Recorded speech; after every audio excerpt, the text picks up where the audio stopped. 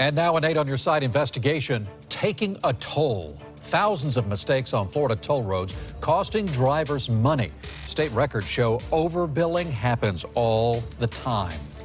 Records obtained by 8 on your side show the state's electronic toll system routinely overcharges customers. Senior investigative reporter Steve Andrews has found mistakes going back 5 years.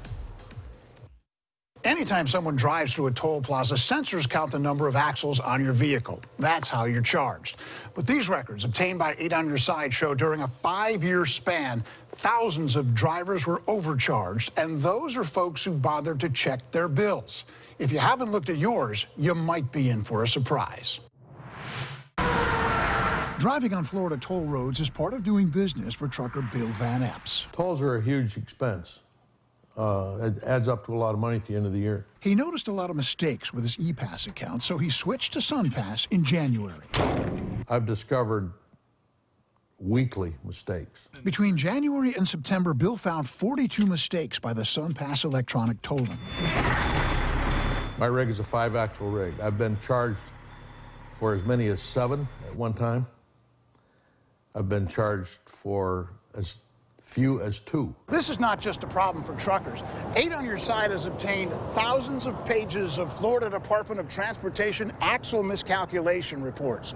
These contain thousands of complaints and mistakes dating from 2009 to 2014. Here's some of what we found. A Toyota Corolla charged for 5 axles. A Camry billed for 5.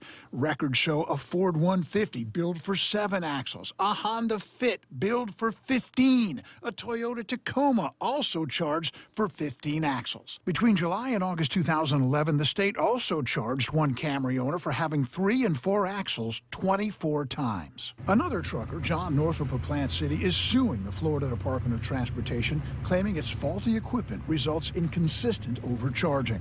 However, following our report about Northrop, the executive director of the Florida Turnpike Enterprise, Diane Gutierrez-Cacchetti, told the Senate Transportation Committee in January 2014, he has so much low metal that the gradient sensor is reading more than it was intended to read. We have not heard from anyone else since that news story broke back in the late fall. These records reveal that's just not true.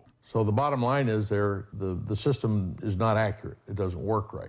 During that 5-year period, 2009 to 2014, customers reported on at least 70 occasions that their 2-axle vehicles were billed as having 15. It's just unbelievable. Problem is now I can't go through a toll plaza without thinking about you and all of these folks that you profile. I wish you'd check your bill. I'm going to have to do that. You're convincing me now. But all of this gleaned from the FDOT's own records. Yeah. What is the state saying about this? Well, the state says they are looking at this now, but points out the data is 4 to 6 years old, okay? But it's information the state has had at its own fingertips for the last 5 years. It just chose not to share it with that Senate Transportation Committee. Again, amazing. Thank you for your reporting, and I will check my bill. Good. Everybody should. Thanks, Steve.